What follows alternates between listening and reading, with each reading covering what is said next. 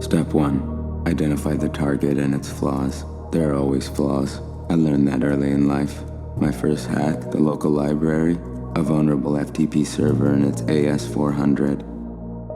I've since set greater goals. For instance, Step 2. Build malware and prepare an attack. At my fingertips, the 0 days wrapped in code like a Christmas present then becomes an exploit. I live for this shit.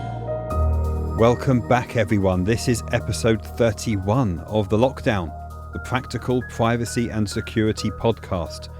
It has certainly been a very busy few weeks, and I think this trend is going to continue as I'm in lots of airports. I'll be in the UK very soon, and I've literally just got back from Seattle. So trying to squeeze the episodes in between travel, but it's getting pretty exhausting. I'm actually looking forward to September.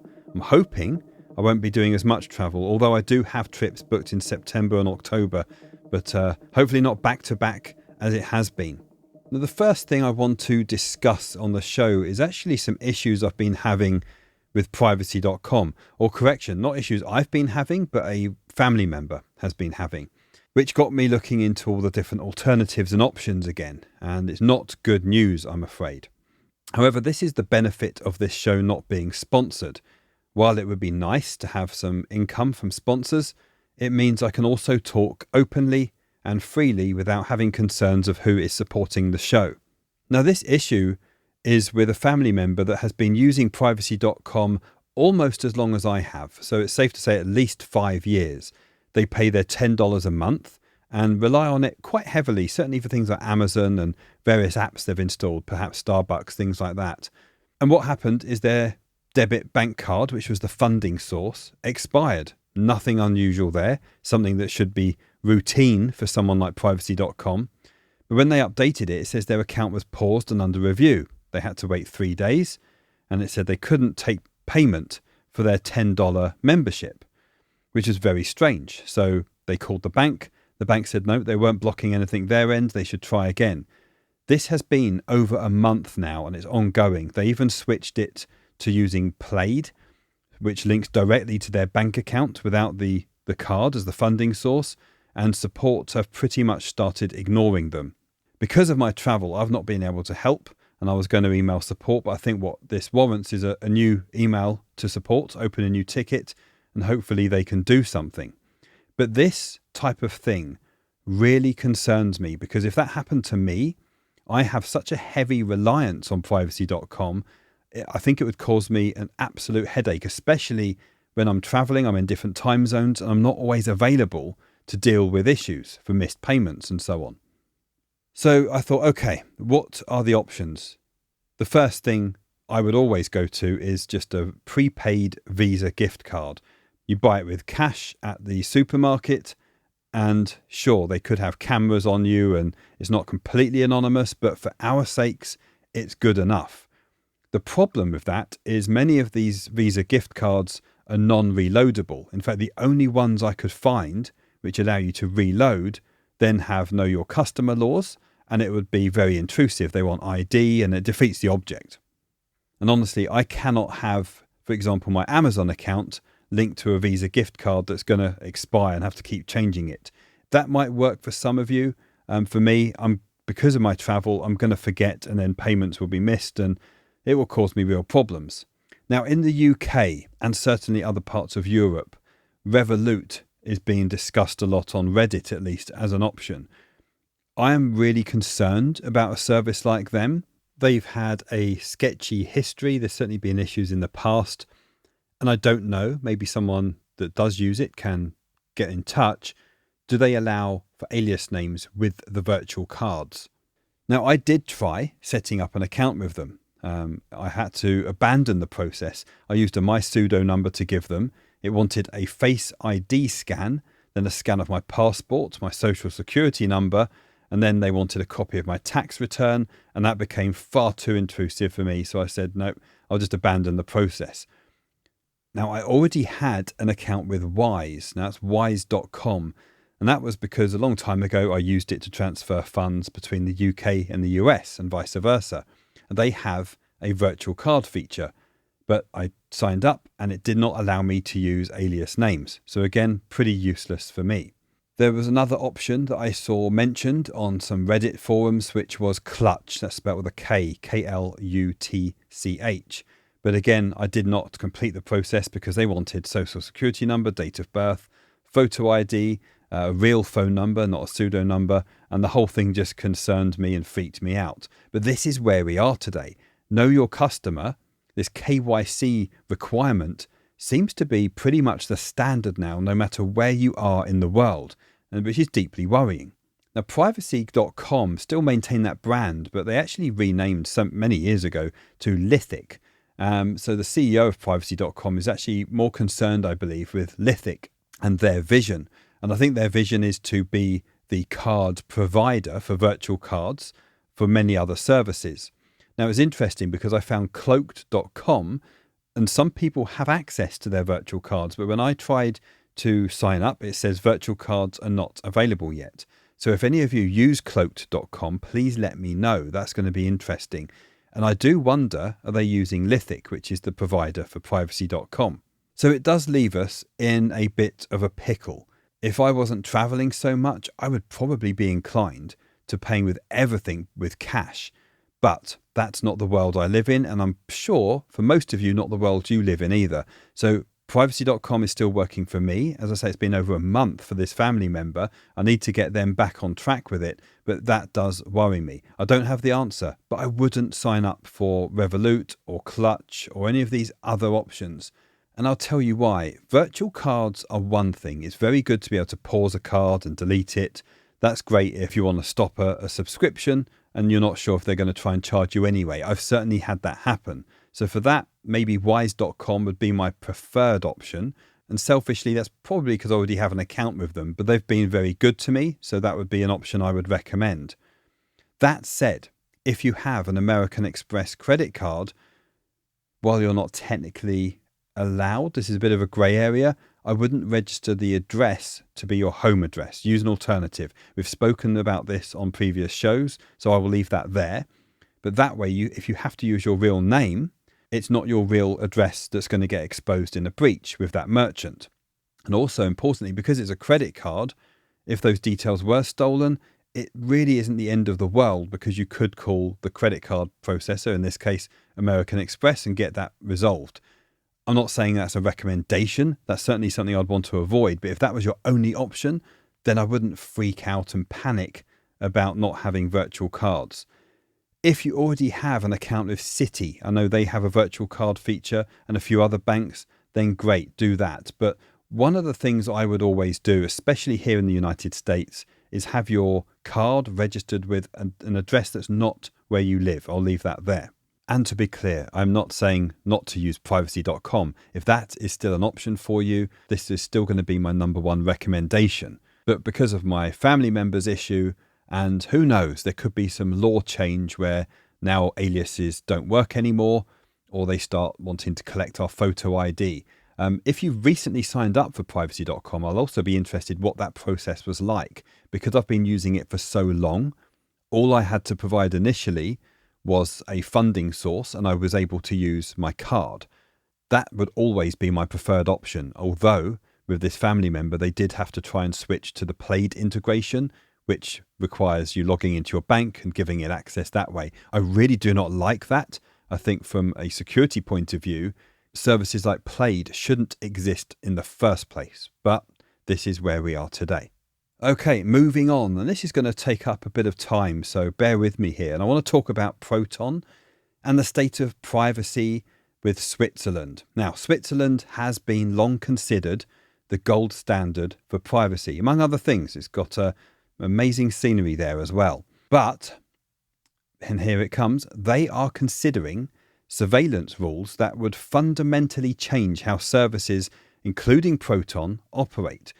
So these rules would require email providers to identify users, retain data, and then hand it over to authorities upon request. Now, Andy Yen, who is the CEO of Proton, has literally said, if these laws pass, then Proton's services in Switzerland would be less private than Google, which is quite the statement to make, isn't it? Now, Proton has announced that they will, and they may have actually done this already. There was a news article that said they have frozen, but I'll let you dig into that. But anyway, it says they will freeze all Swiss investments, and they're going to be moving their critical infrastructure to Germany. And I saw one article that reported Norway as well. So again, one article said they will be freezing it. The other one said they have frozen. I'm not sure whether this has already happened or not, but that really is besides the point. They've even threatened to leave Switzerland entirely if these surveillance laws pass. Now, this is a company that has built its entire reputation on the fact they're in Switzerland and these Swiss privacy laws. And now they're saying they might have to abandon the country altogether. That really was what made them what they are. Now, you've got to bear in mind, Switzerland isn't the only jurisdiction facing challenges. So Tutor, for example, they operate in Germany, I believe. And Germany is one of the locations Proton said they would relocate to. But Germany still operates under EU privacy laws, and that does currently prohibit blanket data retention, which is good. But the downside is Germany are also part of the 14 Eyes Intelligence Alliance. I found a mention of a provider called Atomic Mail. Let me know if any of you have looked into that or use it. I have not as of yet. And they're based in Estonia, I believe. So again, they would have GDPR for compliance. They say they have end-to-end encryption. However, they're operating right next to Russia, and there's some concerns with their ties to Russia and cyber threats in particular that it brings. Not necessarily that they're colluding with Russia, but the proximity and the threat by Russia. And that's one I wouldn't recommend because of that. The big takeaway here, it really doesn't matter to me how good encryption is, or if there's zero knowledge implementation, or any of these things they implement. That's great. If a government entity were to interfere, this could easily be disabled for a particular target. I know Proton and others in the past have had this canary system. So if they had government intervention like that, they would flag that.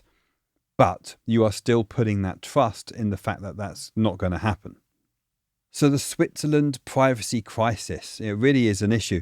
The Swiss government has drafted ordinances extending telecom data retention laws to what they are calling derived service providers, which includes VPNs, messaging apps, encrypted email systems. So basically everything that Proton is doing. Now, if this is adopted, the rules would require all these providers, not just Proton, to verify user identities, log their communications data, and then provide it to authorities on request. Andy Yen also compared this to Russian-style surveillance and called it a major violation of the right to privacy.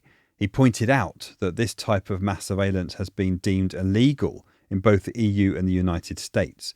Proton's response has been quite interesting here. In July, so just this past month, they announced they were halting their investments, as I mentioned, and their new AI project, it's called Lumo, is running on servers in Germany and Norway instead of Switzerland. And that's 100 million Swiss franc investment leaving the country. So let's see what happens here.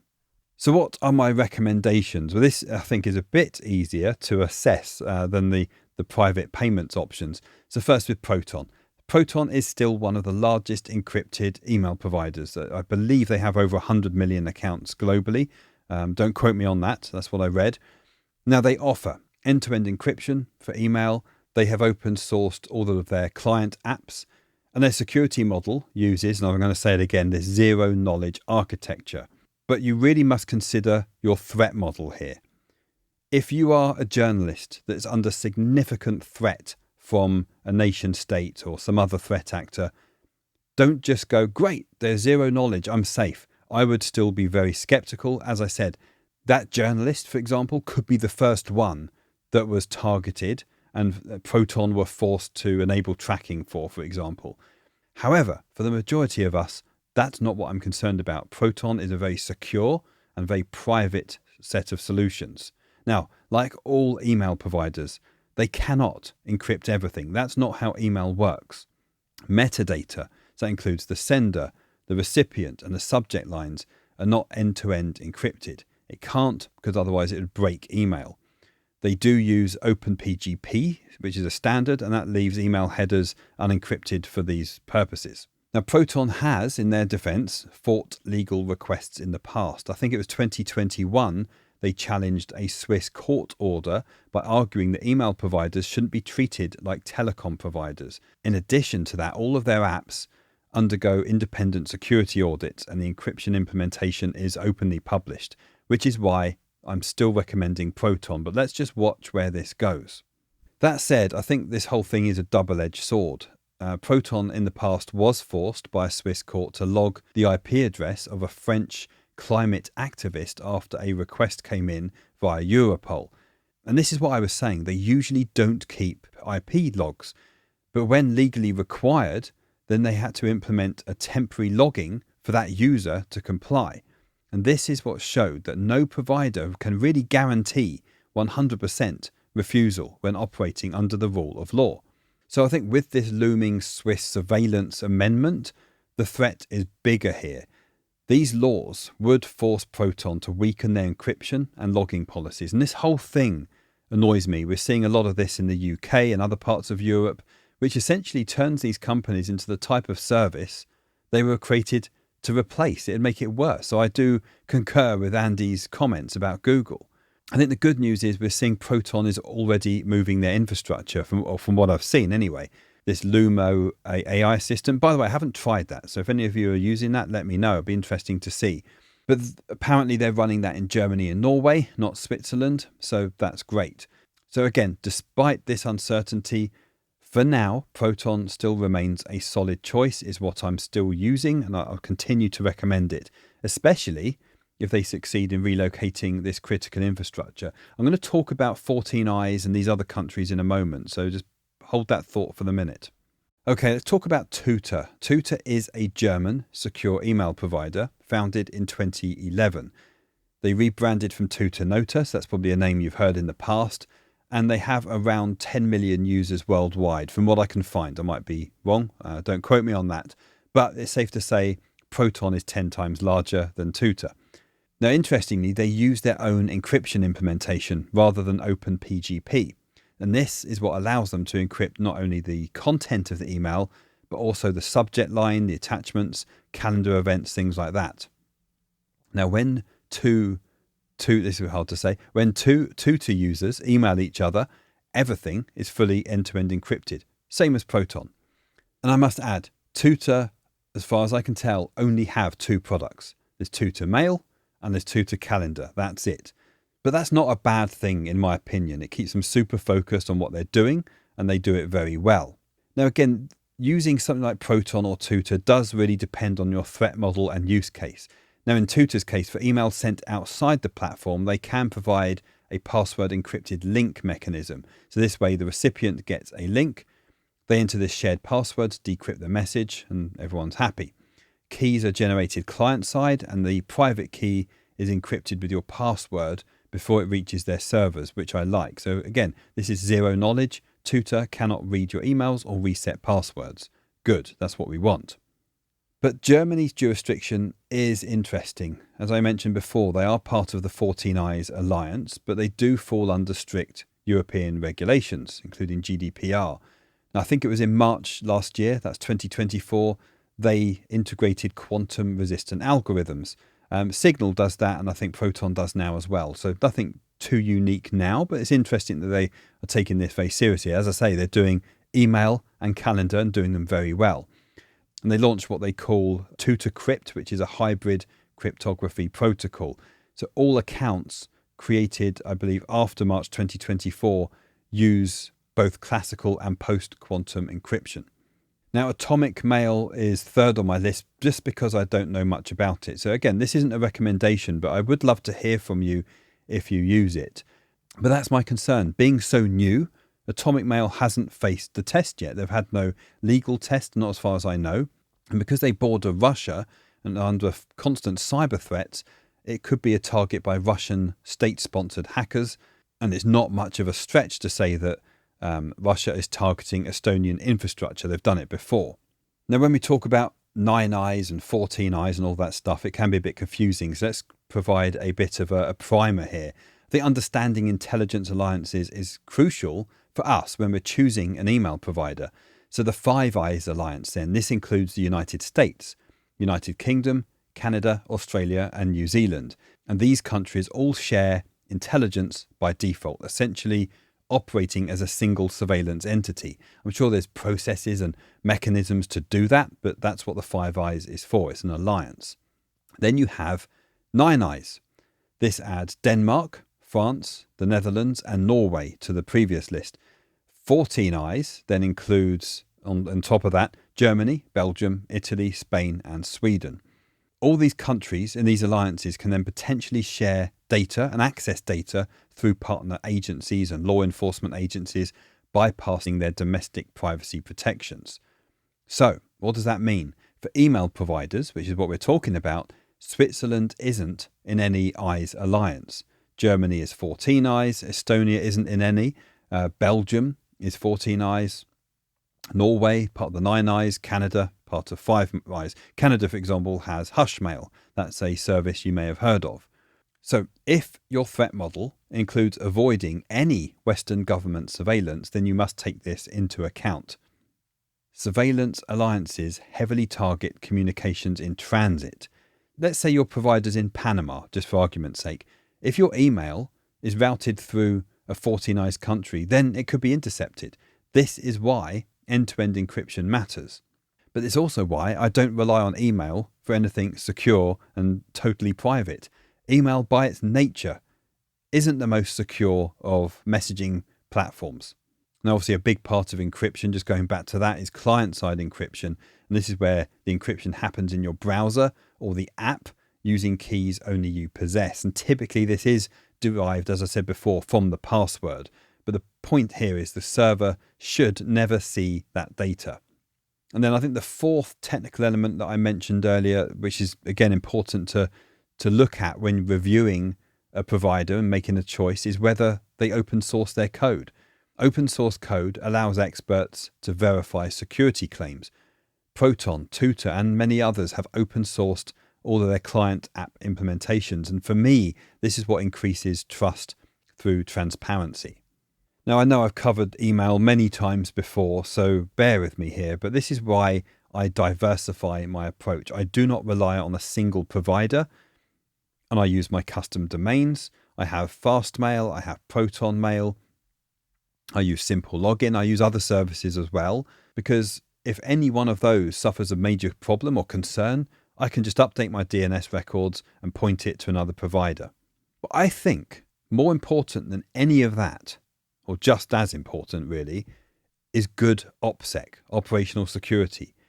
Making sure you have two-factor authentication using app-based or even hardware tokens, never SMS.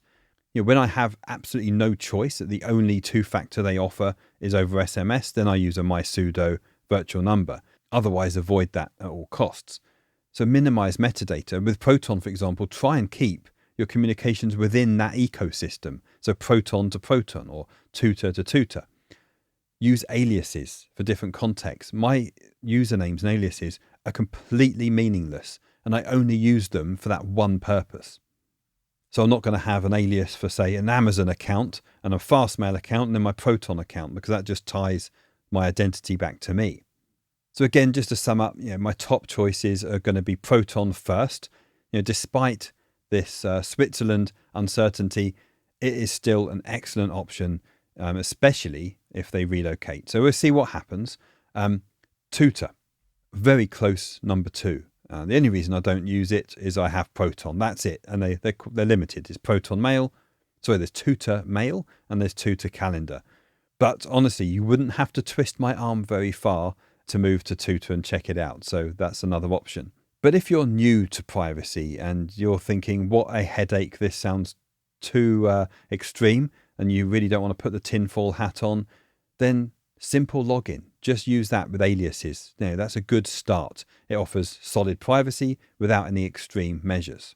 Now, I never want this podcast to be about the latest privacy and security news, because if I do that, then all I'll be doing all week is researching and writing up a transcript to make it a news show. So that, as you know, is not the point of this podcast. Most of the time, it's just me rambling on about what I've been going through, the latest privacy techniques, and sometimes failures that I've encountered on my travels. That said, there was a breach with the app T, which is an app for women. I'll go into that in a moment, that I do think warrants a discussion, because this really touches on a sore subject for me, which is how these apps are engineered and architected in the first place. Think of it this way. If Proton or Signal or any of the privacy apps that we use are capable of implementing end-to-end encryption and zero knowledge of the data or the content that they store, why on earth is it not a requirement for these other apps to do the same? Anyway, let's talk about this breach with T. Now, this data breach is one of those security failures that really makes you wonder how anyone thought this was acceptable. Now, we're talking about a women's safety app that left 72,000 images, including government ID and verification selfies, sitting in a completely unsecured Firebase storage bucket. No authentication, no password, just a public URL. Now, to put this into context, if I was doing a cybersecurity 101 course for beginners, let's make this even worse, 10 years ago, then this is exactly the use case that we were trying to address, not just Firebase, but Amazon S3 buckets. And so much has been done in terms of best practices and education, that where the hell are they getting their developers from? I think they must have just employed a bunch of morons. But anyway, let me just walk you through exactly what happened. T identified what they referred to as unauthorized access to their systems. But here's the thing. An anonymous user on 4chan discovered that T, the app, was storing all of this sensitive user data in Google Firebase, which is a bucket, and it had zero security. They posted about it on a board with a Python script that could basically download everything. The post literally said, "Driver's licenses and face pics, get the in here before they shut it down." So the exposed data included these 72,000 images, almost 60 gig of data. Now, breaking that down, it seems that 13,000 were selfies and government-issued IDs, probably driving licenses, and 59,000 were images from posts, comments, and direct messages. T claimed this was legacy data from users who signed up before February 2024. But when people started digging through it, they found IDs from 2024 and as early as 2025. So either T doesn't know what's in their own database, or quite simply, they are lying. But wait, it gets worse. A security researcher discovered a second vulnerability that exposed an additional 1.1 million private messages between users. This was not old data. These were messages that ranged as early as 2023 right up to the week before the breach. So very current and very sensitive conversations. This was women discussing abortions, cheating allegations, personal relationship details, sharing phone numbers. You can imagine this is probably the most sensitive information that we could share. And this is the kind of information that could potentially destroy people's lives if it got into the wrong hands. This researcher found that any T user could access this data just using their own API key. Think about this for a minute. The app had no authorization checks whatsoever. If you had an account, anyone could sign up for an account, by the way, then you could see everyone's private messages. This is just incompetence. And this is something that I see over and over again. I think I might have mentioned this in the past, but I'm currently sitting on 2 vulnerabilities. I've tried disclosing this directly to the companies involved. They have ignored me, so I'm going to be working with the EFF on this one. Now, basically, this is a service offered to neighborhoods throughout the US. So think of the local pool, the local gym, and the HOA, because HOAs are just wonderful, aren't they?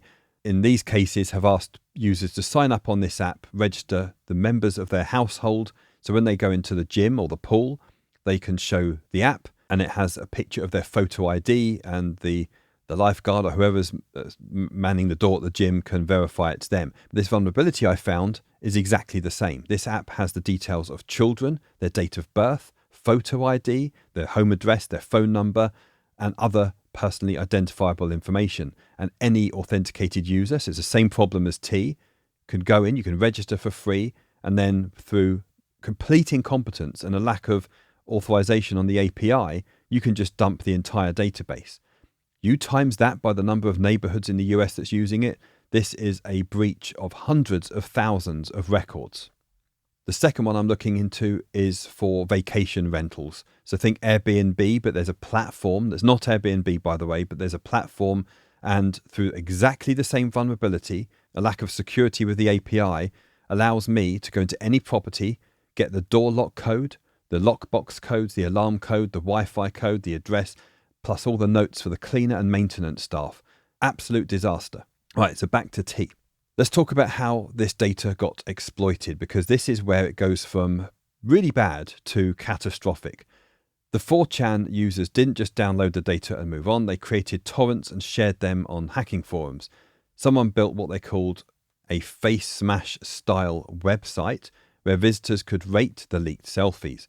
Remember the movie The Social Network? Well, it's kind of like that, but with real women and their verification pictures. And another person created a Google Maps file plotting the locations of all the T users based on metadata extracted from the leaked photos. They scraped EXIF data, so this contained the location information embedded in photos, and then they mapped out where these women lived. Now, the 4chan post about this said, "I made a map of all the roasties in Joy." And this is the level of individuals we are dealing with here.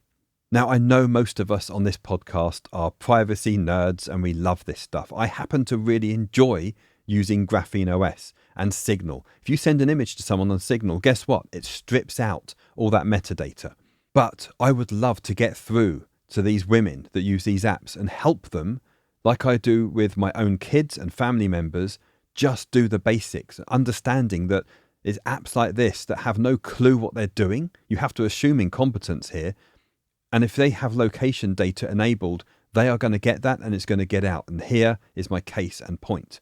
Now, this does get pretty dark. Men who had been reported on the app, and these are the men that women were warning each other about, started using the leaked data to identify who had posted about them. Think about this. This is a safety app designed to protect women from potentially dangerous men, and they just handed those same men a roadmap to their home and all of their personal conversations. Now, the technical failure here is what really bothers me, because it is really just embarrassing. T stored all of this information in a Google Firebase storage bucket. Firebase is a Google app development platform, and it includes cloud storage, as you would expect.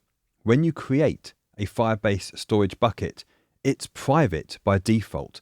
Going back to what I was saying 10, 15 years ago, the use case was Amazon S3 used to be, back in the day, public by default. But now these are heavily locked down. Google, Microsoft, all of these services are not public by default. So you have to explicitly make it public. So what did T do? They just set their bucket to public with no authentication requirements. So anyone with the URL could access everything. Now, this URL was hard-coded right in their Android app, so all you had to do was decompile the APK file, which, if you know what you're doing, takes about 30 seconds with free tools. Find the Firebase URL, and there you go, you've got access to the entire database. Now, 404 Media are an entity, they actually verified this independently, so they downloaded T's Android app, did just that, they decompiled it and found the Firebase storage bucket URL, and then confirmed it matched exactly what was being shared on 4chan. I wouldn't even call this hacking. There's nothing sophisticated here, just incompetence. Okay, then there was the second breach, and this involved the private messages, and the vulnerability was in their API implementation. Now, the researcher discovered that when you make an API request with your authentication token, the server would just return the data for any user, not just your own. Now imagine our banking app, whatever app is. We could be using Graphene OS, we've got it installed in a separate profile, all those good things we talk about. But imagine I could just manipulate the API call, that request, and change the account number to another one and pick up the statement and banking access to someone else's account. That's essentially what they've done here. Now I would hope and assume, and I've not tested this, but banking applications should be more secure. Now, I wouldn't put it past them, but if I was to try and change the API request to a different account number, it should just come up with access denied. T's response to all of this has been a masterclass in how not to handle a data breach. Initially, they claimed the exposed photos were legacy data from before February 2024. They said this data was originally stored in compliance with law enforcement requirements, blah, blah, blah. Nonsense. Their privacy policy explicitly stated that verification photos would be deleted immediately following the completion of the verification process. So which is it? Are they deleting the photos immediately, or are they just keeping them for law enforcement? You really can't have it both ways. Now, I think they've been under some pressure, so they've pivoted now to saying that they had to retain the data for potential cyberbullying investigations. But here's the thing. Even if that's true, even if law enforcement required them to keep this data, and I surely don't believe they did this for all of the users, that doesn't explain why it's sitting in a public bucket. You can retain data securely. This is just beyond incompetence. You just encrypt the data. You can put it behind authentication. You store it in a separate restricted system. You just don't leave it sitting there in plain sight. Now, I mentioned the Security 101 training that I would have done a decade ago. So let's walk through that. First, Firebase. This is so basic, it actually gives me pain. Firebase storage buckets are private by default. So don't do anything. To make them public, you'd have to explicitly remove all the security rules. And here's what a proper Firebase security rule would look like. You set the rules so each user can only read and write their own data, authenticated by their user ID. You use the principle of least privilege. It's been around since the dinosaurs. Users get to access exactly what they need and nothing more. You never, ever leave a storage bucket publicly accessible, especially if it's containing government IDs. Now, there are exceptions. The reason you can make it public is this could be assets for a web page, like the company logo or whatever that may be. That really is the only reason you would do that. And by the way, this membership app I talked about, this vulnerability I'm looking at, they also have the photo IDs stored on an Amazon S3 bucket, which, guess what, is public. Now, second, regular security audits. Any automated security scan would indeed have caught this misconfiguration. In fact, there are many free tools that specifically look for exposed cloud storage buckets. A very basic penetration test would have found this in the first few minutes. Even a competent developer doing a code review should have spotted that this was a hard-coded public URL and raised a red flag. I would even go as far as if you're doing coding with AI, not even that would suggest a publicly accessible bucket, but who knows, you never know. Now, third, proper API authorization. I think this is so overlooked with the majority of apps that are out there.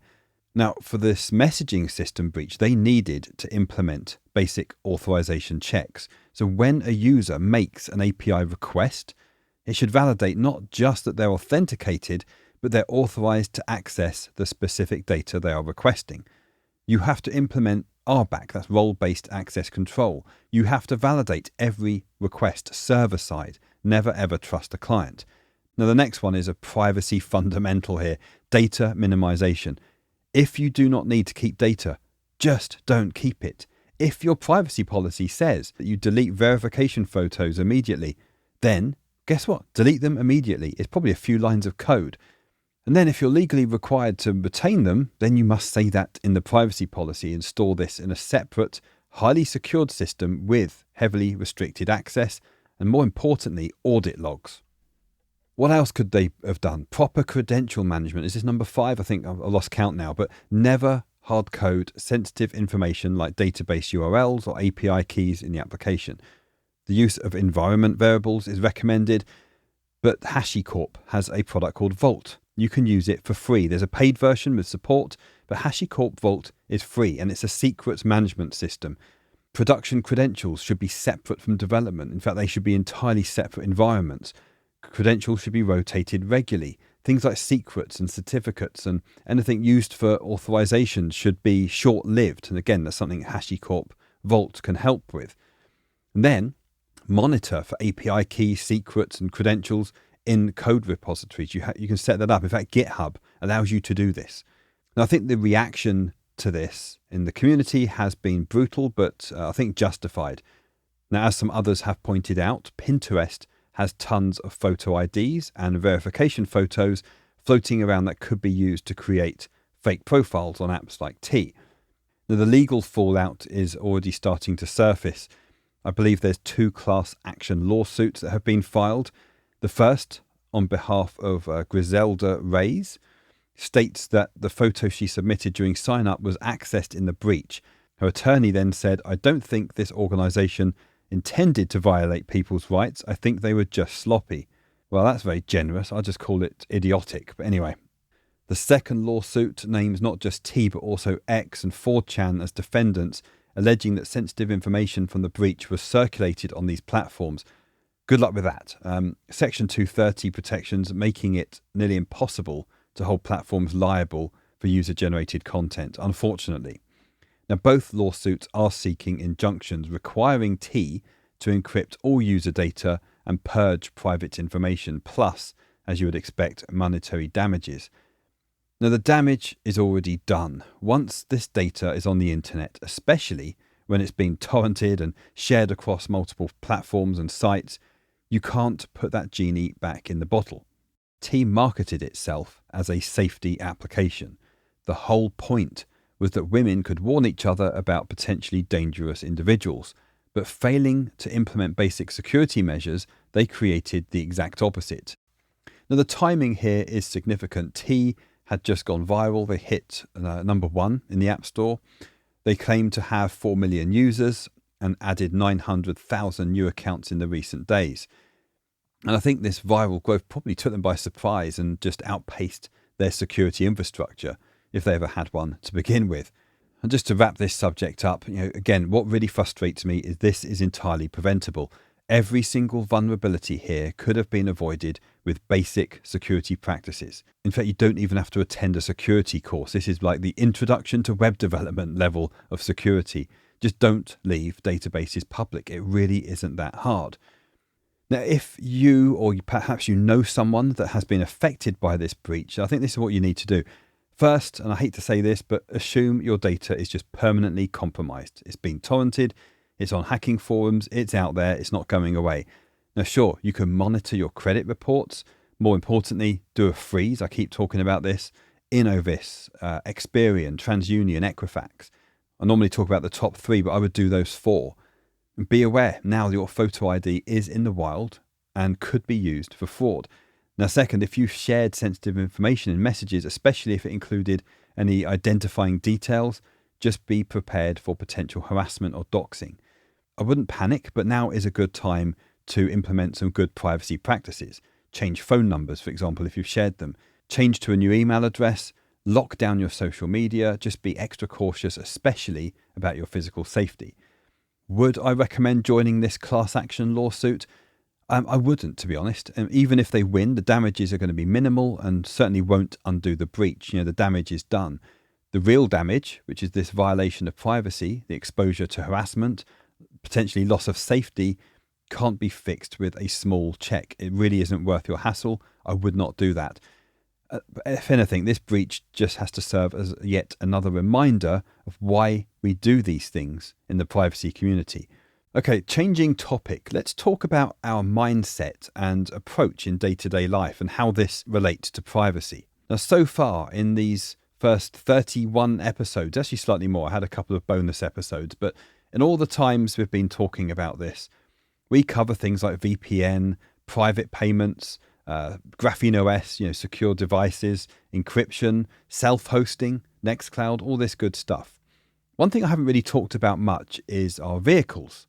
And the problem we have, it doesn't matter if you drive a pickup truck by Dodge Ram or a Tesla.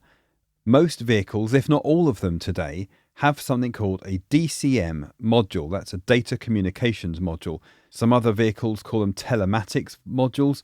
But essentially, these are boxes hidden behind the dashboard somewhere with a SIM card that's talking back to the mothership. And the big problem I have with this is they're tracking our speed, how hard we brake, our location, how long we're spending time in each location. Do you go to the doctors regularly? Perhaps your car is left at the airport for the majority of the week. This is data that can ultimately be sold to increase your insurance premiums, not just your vehicle insurance, but potentially health insurance and other things. You could be a reckless driver, or they may think you're a reckless driver. What if you had to avoid a deer that ran in the road and they think you're driving like a lunatic? Now, I'm going to show my age now, but I passed my driving test in 1993. Feels like a very long time ago now. And my first car, this was in the UK, was a Ford Escort Mark III. So if you look that up, Mark III Ford Escort, it has to be the UK model. And I loved it. I did work to it myself. I was into car audio. I had a CB radio in there. So I had an aerial on the roof. I had a scanner as well, so I could listen to the police. In fact, I remember one time I was parked up a hill and listening to the police on my scanner. And I could see the signal strength of one was incredibly close. They were literally probably a few meters from me. And lo and behold, this was in the middle of the night, by the way. This police car drove into the car park with its lights on. Mobile phones back then used to have little antennas you pull up on the Nokia phones, for example. And I saw the police coming in, so I quickly turned the scanner off. Now, I had a handheld scanner, so I turned it off, put it in my pocket and took out my phone and held that instead. And the police actually knocked on my window and just checked what I was doing there. It was the middle of the night. And they said, "Oh, that a scanner you got there?" I said, "Oh, no, it's my new mobile phone." And I showed them, and indeed, it was a Nokia phone. I said, "I was just sitting up here before I go home, admiring the stars." And they said, "Oh, okay, fair enough." And they left me to it. It was not illegal to have a scanner, but obviously they did not like it because they thought anyone with a police scanner could be, I don't know, a burglar looking to evade the police or whatever. But the point I'm making, no one could track me. No one knew where I was. Potentially they could because I had a mobile phone, but this was the early days of cellular communications. But my car certainly wasn't tracking my acceleration and how hard I brake and my location and how long I'm staying in each spot. I could repair my car myself. It had a carburetor, an air filter. I used to do my brakes and oil changes myself. It was wonderful. But now, cars are essentially iPhones on wheels. Now, at some point, I am planning on selling my car, and I've been thinking, what do I replace it with? And there's a video, I'll put this in the show notes, by a YouTuber that calls himself Cozy Living Machine. His main content is around living in an RV. He's a nomad. And guess what? He's also a Graphene OS user. His content isn't typically on privacy, but there may be some things in there you enjoy. So I'll put a link to his channel in the show notes. But in particular, one video he did from 2024 was when he bought his brand new Dodge Ram pickup truck.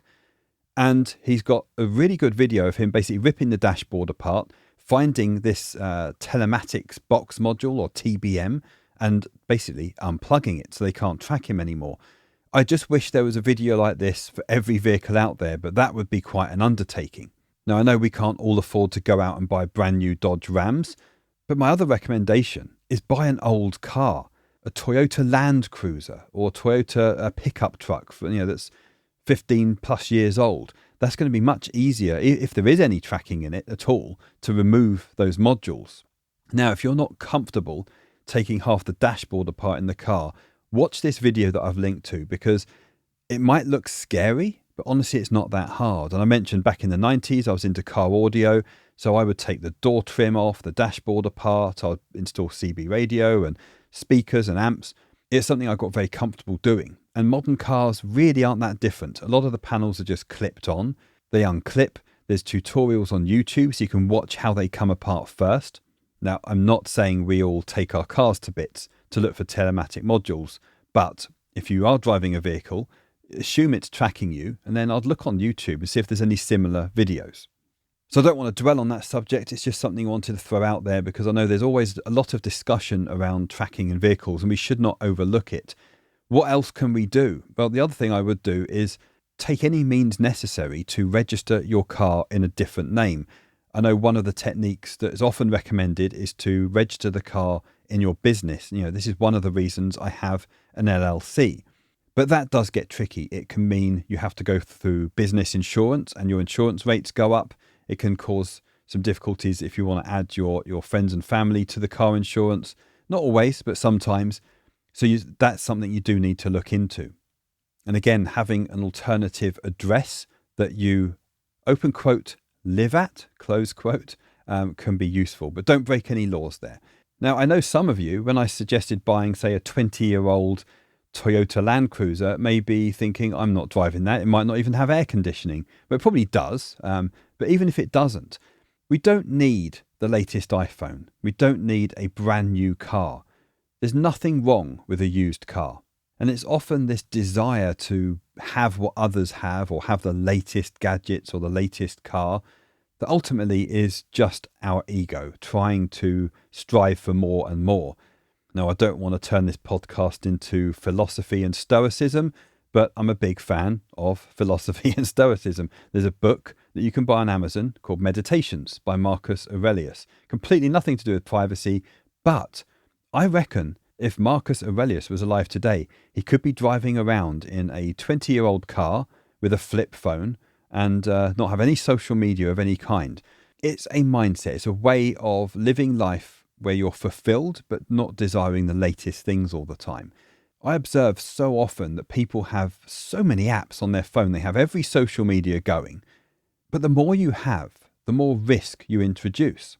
I just had a nightmare with a propane gas servicing company. They said I didn't pay, and I did pay, and I had to prove with a bank statement. In fact, it was funny. It was a privacy.com transaction. I sent them a screenshot, and this went on for months. But I hate dealing with services and utilities companies, so I really try and limit what I have. So I have no TV subscription services. I have internet. I have water. I have electricity. I have the basics.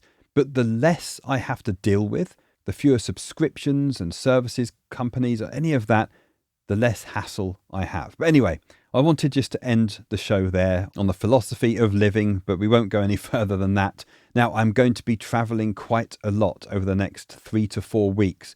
So I'll try my best, but it might not be weekly for a while. But as I say, from the end of August into September, we should be back on track. Now, again, you can contact me at lockdownpodcast@protonmail.com. But if you don't want to do that, you can join the Matrix community. If you go to psysecure.com, that's PSY secure.com, click on podcast, and then there's a password field.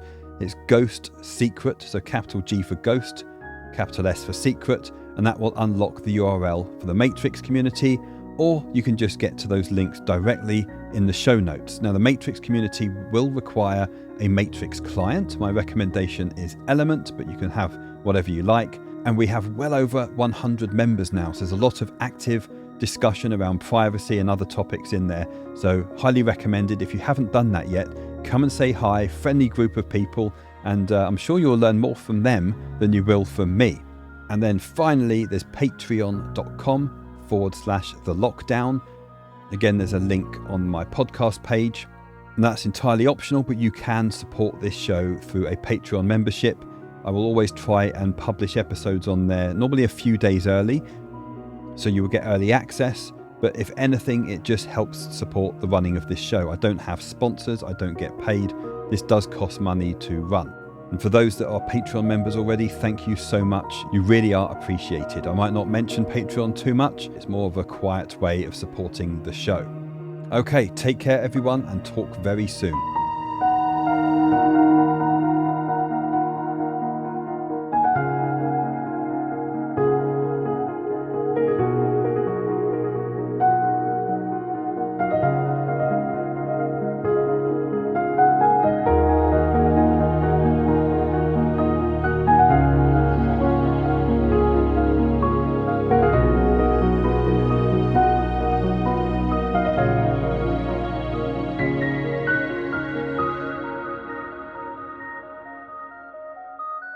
The border around your license plate is covering the word New Jersey. It's not legal to have in the state of Florida. Oh. Yeah. I've seen a couple of things in your wallet that look like driver license. Can I see the rest of them?